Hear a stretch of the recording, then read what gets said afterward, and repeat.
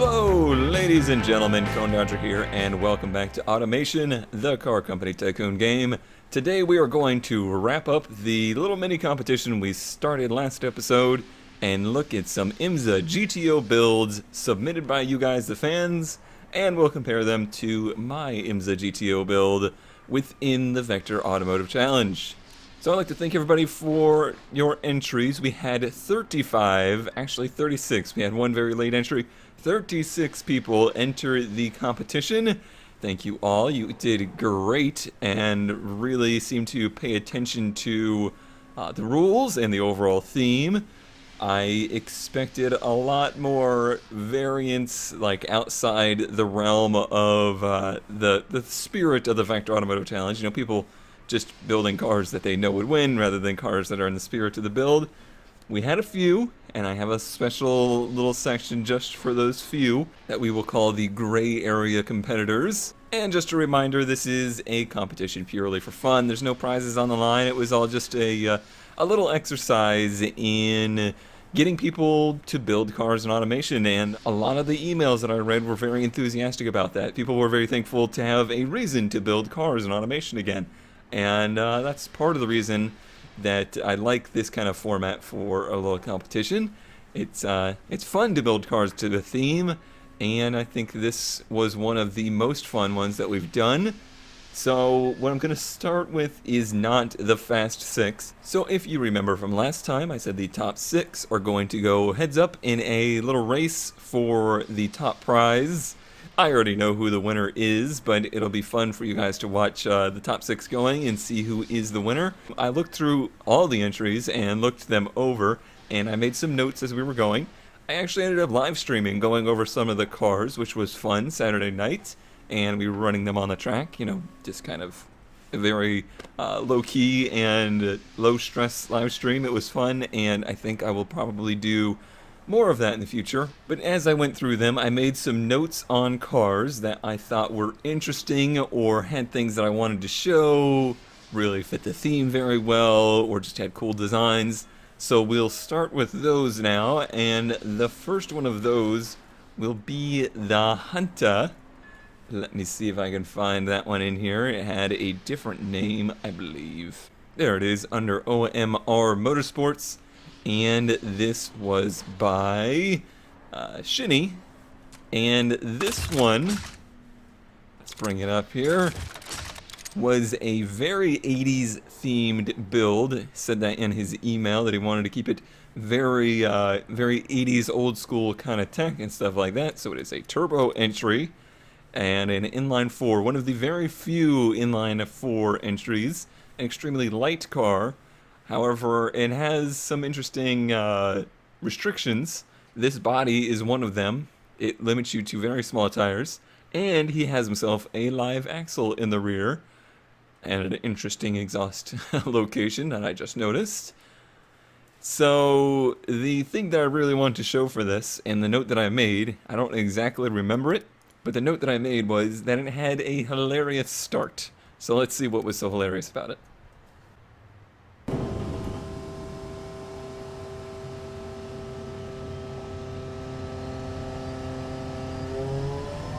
Can confirm, that was pretty hilarious.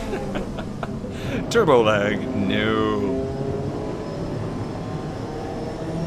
Alright, so we have Shinny there proving that small displacement turbo cars were a very hard thing to pull off in the 80s. That is very much so a thing of today. We have lots of 1.5 liter turbos out there now, but with 80s turbo tech, that was not something that was easy to pull off. Not with big numbers anyway. This car was making, oops, wrong tab. This car was making 400 horsepower. 400 horsepower out of 1.8 liters. That's a lot to do in 1985. It's possible with gearing that could have been fixed, but it made for a hilarious start either way, so it made me laugh. His car is now sideways on the track. And we'll move on. Next one I have on the list was the Silica.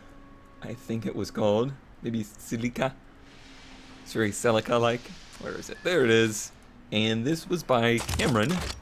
And I believe what I noted on this one is that it was one of my favorite themed cars. And now that I see it, yes, This looks so 1985, and it's actually a 1983 body, I believe, but it was just one of my favorite looking cars of the competition. It has a little Audi in it. It's got a little bit of the European kind of import flair. It has the big fender flares. Lots of good detail on the body. Just very well designed, showing that even in automation where we have a limited amount of bodies and there's only so much you can do with them, there's so much you can do with fixtures to really make a car unique, and this car is just a perfect showcase of that. It looks great, it looks very 80s, and it looks very 80s road racing car, which is what really struck me. So, one of my favorite designs. Good job, Cameron, on that. Next up, we're looking for the C10500. And this one, I think, was one of the crazier entries.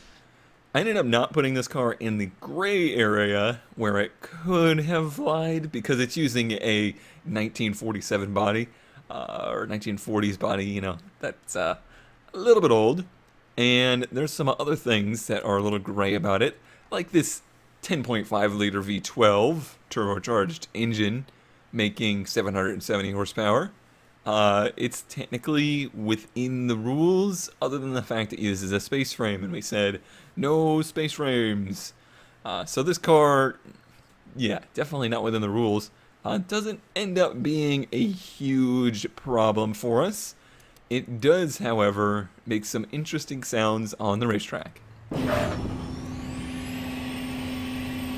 Spool! Come on, spool! There you go!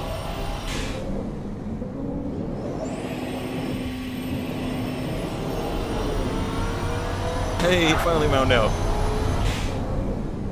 On stream, I believe we ended up dubbing this the jet car.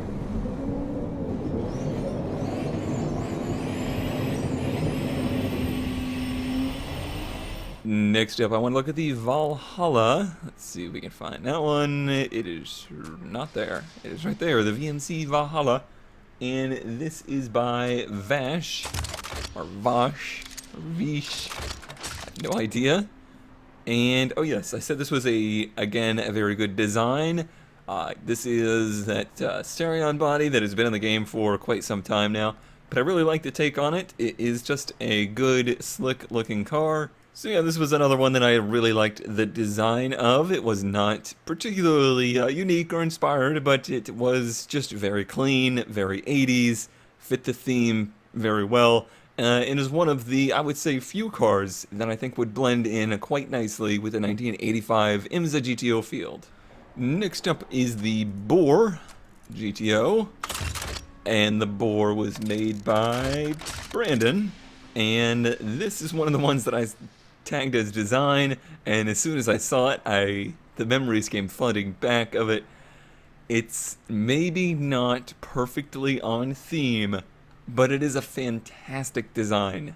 How cool would it be for this to be a race car? And even like just, race card up in game, looks phenomenal. Really one of the best designs I've seen in automation overall of all the competitions we've done, of all the cars I've designed. This is one of the best. The color is perfect, the fixtures are great, everything about it. It's just great. Alright, the next group we're going to look at is the gray area cars. This is something that I did not consider a possibility, and that is nobody's fault but my own, and that is people using GTP bodies to build GTO cars. The first of those was from Georgian, and it was the Bambunium, or however the heck you say that. And obviously, this is a GTP body. It's within the rules because in the game you can make it have a normal steel monocoque body, but we all know what kind of chassis these cars use, and just the advantages of the way you can put the weight real low and stuff like that. It's not a coupe, it's not a sedan, it's a race car.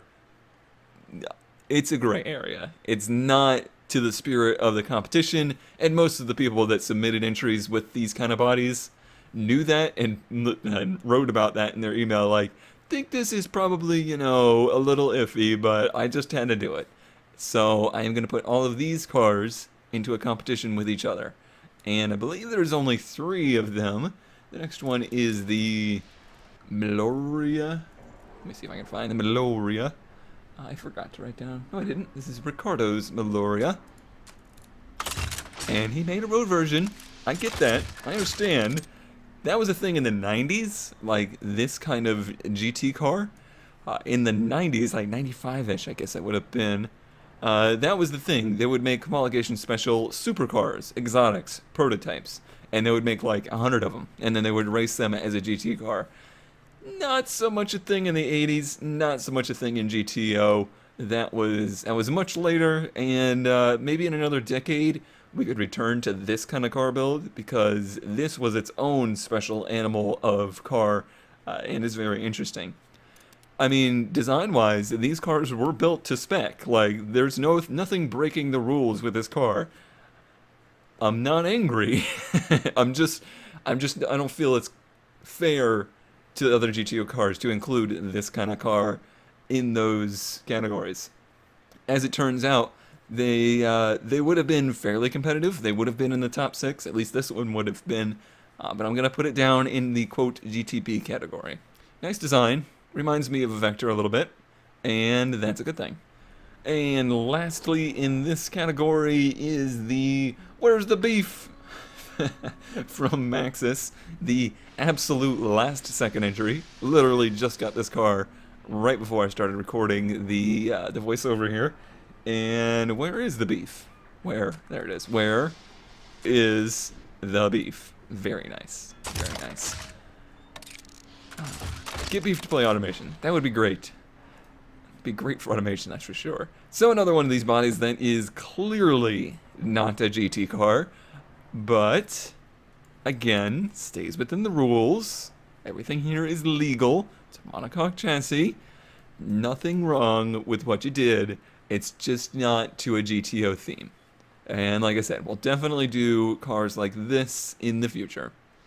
The last car I have in the gray area of the rules is the only, I would say, outright rule breaker besides the Hunter with the space frame, is the Electra.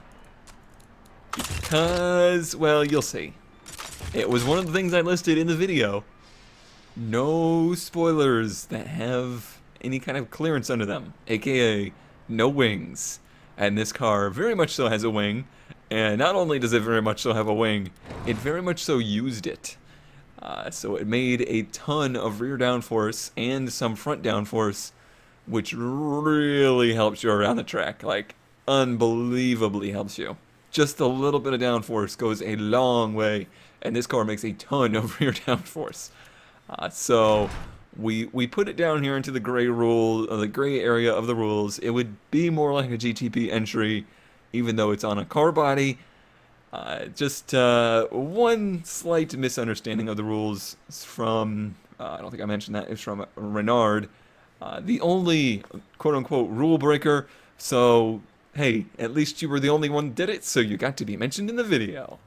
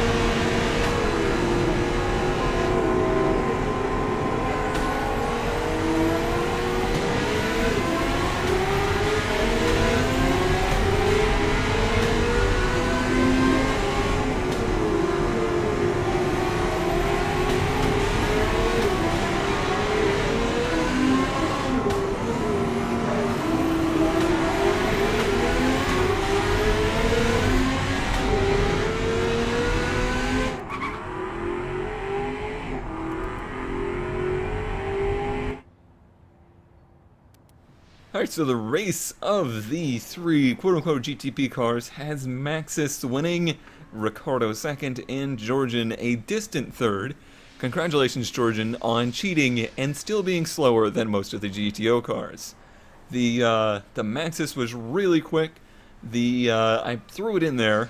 The Electra Speedster, really fast. Really shows you what a little bit of downforce can do. And it was also a particularly well-built car.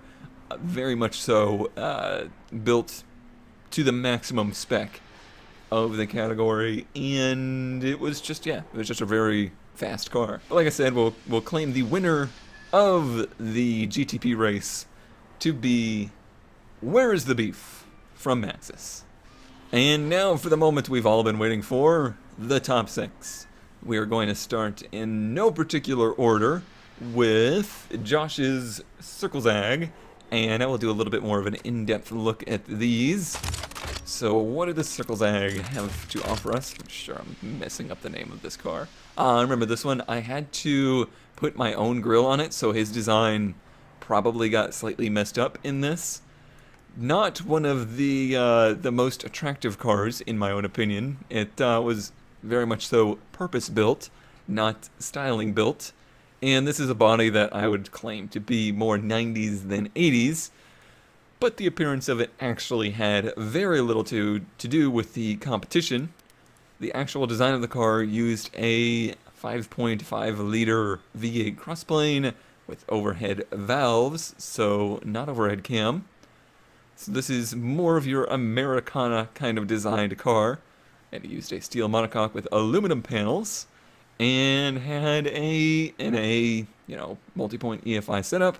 Nothing too terribly crazy with it. Pretty similar engine to my own, except it's underhead cam instead of overhead cam. Pretty much all of these top 6, I think, use double wishbone. I will look at them, and if we see anything different, then we'll note that.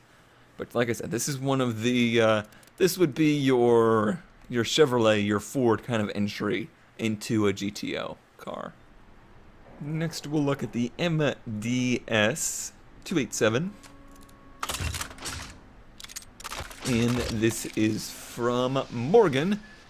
And this is another one that I question putting in the gray rules, or the gray area of the rules, but apparently this body goes quite far. You can still select it in 1985.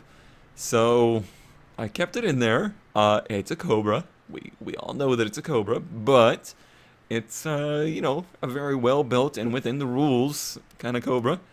So it has a 6-liter crossplane V8, another one that is an underhead cam engine, so a push rod, if you will. Nothing particularly crazy about it. I think one of the advantages of this body is the fact that you can put these giant rear tires under it, but you can actually put giant front tires under it too. So one of the advantages of this car and its body was most likely the amount of tire it could fit. And yes, 325s front and rear, one of the largest I think that I saw in the entire competition. Next up we'll look at the Z110. And this one using another unique body. You are the only person, Mr. Aiden, that used this body in the competition, which I found surprising. I thought the Miata body would be one of the more popular ones, but you were the only one. And it has the advantage of a really small wheelbase, probably very light, and it can fit quite wide tires under it. So a really, really good body to use.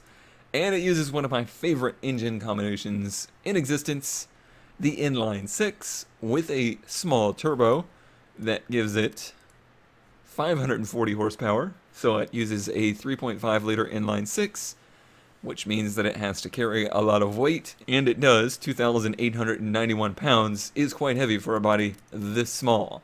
But obviously he made it work to be in the top 6. Next up, let's do the Polarizer from Vincent. Alright, so this one, probably, I would say, one of the least visually thematically correct. This is a 1995 looking car. However, that doesn't matter if it's really fast, and it must be if it's in the top 6. So this one using a 3-liter inline 6 turbocharged engine, very similar to a Japanese inline 6 turbo of the era. You would say this would be quite RB or 1J like. Now that's pretty early for this kind of engine. I don't know exactly when those two. I would say the 1J at least was in creation by this point, but very much so in line with those kind of cars. And visually, it certainly matches those kind of cars. This is one I think you have to look out for because it is pretty high tech for the era. However, it is carrying around 2,779 pounds, which could slow it down a little bit in the twisty parts of the track. Which, if you've looked at the automation test track, it has some slow parts in it. So it really is a fantastic test of an automobile. Next up, we will look at the Stallion. Alright, the Stallion, I think I was missing some elements for, or he just didn't put headlights on it. Race car. And Georgian really wanted to disqualify this one because it didn't have headlights, but that very well could have been just that I'm missing the mod. That was the case for most of them. But it has all the stuff that it would need, such as the grills. This one used another inline-6 turbocharged engine. You're noticing a theme there. It seems to be a popular choice here in the top 6. 990 horsepower. 990 horsepower. 2650. We looked over the rules on this one. It is 100% within the rules. Everything looks good. It's got a monocoque chassis, using fiberglass bodied. So it's pretty light. Double wishbone front and rear. This is one of the ones to watch for. It's not the most visually designed car. This one's all about going. And there's also this. Longitudinal all-wheel drive. Nothing against it in the rules. Perfectly allowed to be used. Audi certainly did it a little bit later and absolutely destroyed everybody with it. So that could be a huge benefit for this car. And lastly, we have Weekend Game If We Want To, or Truffles Vanity. Which if you were there for the stream, you know what you're about to see. But if not, just get ready for it. I knew damn well this thing would be featured in the video. I knew I would be looking at this van. I did not think I would be looking at it as one of the top 6 vehicles in the field. Truffles, you managed to get a van, which I don't know if it would be within the rules or not. I'm gonna say probably not. I'm pretty sure IMSA would be like, no. But holy crap, man. So let's look at this thing. Well, I mean, just look at it. Look how angry it is. I would get out of the way of this thing. Look, it looks like it's going to beat me up and take my lunch money. But it has, somewhere under this body, it's in the front, a 5.3 liter flat plane V8. I think that's one of our only flat plane V8s in the top 6. Making 712 horsepower. It has all-wheel drive. It has a steel chassis and a fiberglass body. It weighs 2,651 pounds. Slightly difficult to believe, but it's in the game. It's in the game. It also has the largest tires of the entire field. I do believe. Let's take a look. 335 front, 355 rear. So using, I believe, the maximum amount of tire within the rules. So that's what put the Vanity up into the top 6.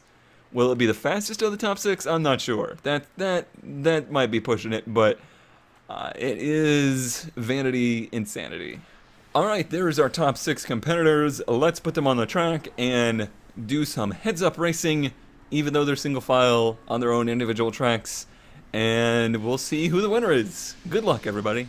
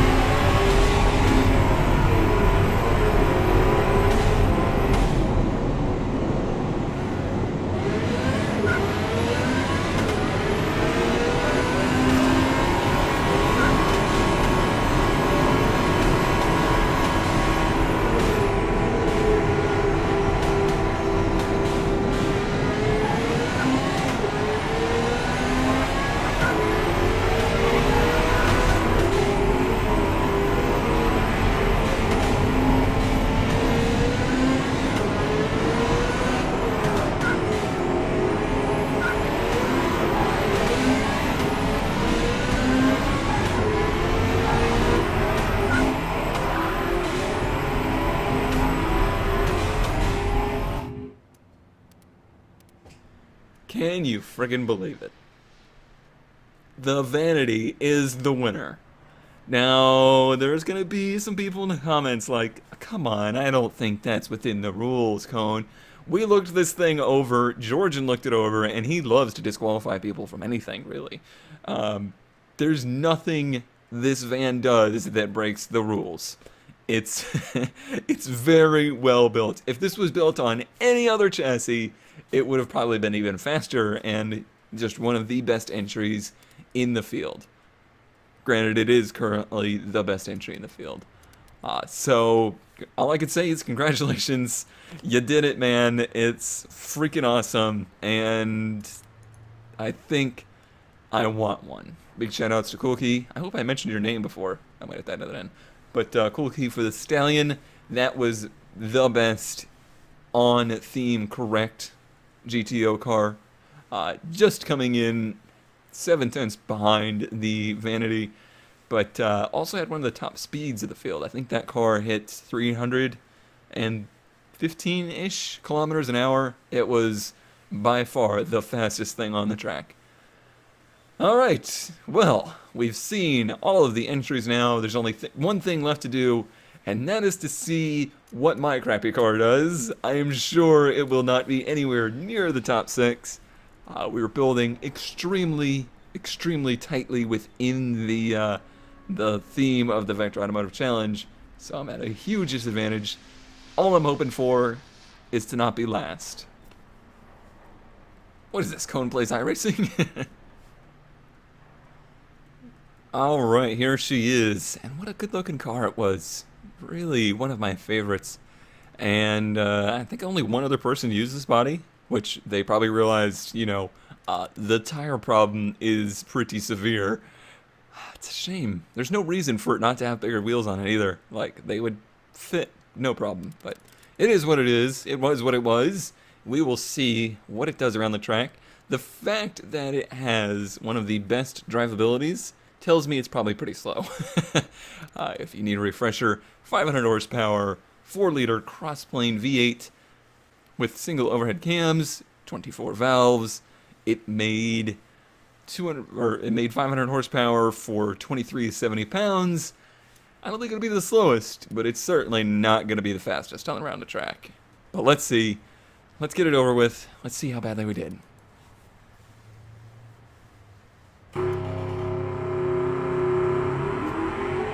A lot of wheel spin. It's not full throttle. There he goes. Nope, still not full throttle. Oh, those rear tires are going to kill us. Need so much more rear tire. Still have yet to go full throttle. Will he ever? Come on, right here. Yes, finally. It's not terrible around the turns so far. Seems pretty stable.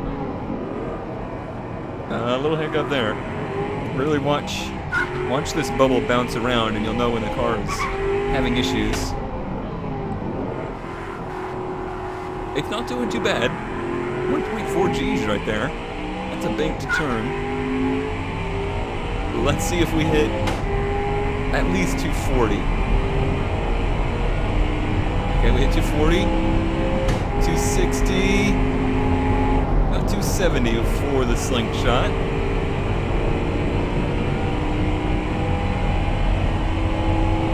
Pretty good gear spacing right there. That shift to fifth before the slingshot hurts. Alright, now we move to the slowest turn on the track. How will it do? About 50 kilometers an hour is what we want to see. And that's right where we are. But again, having issues getting the power down out of the turn. Boy, all-wheel drive would have really woken this car up.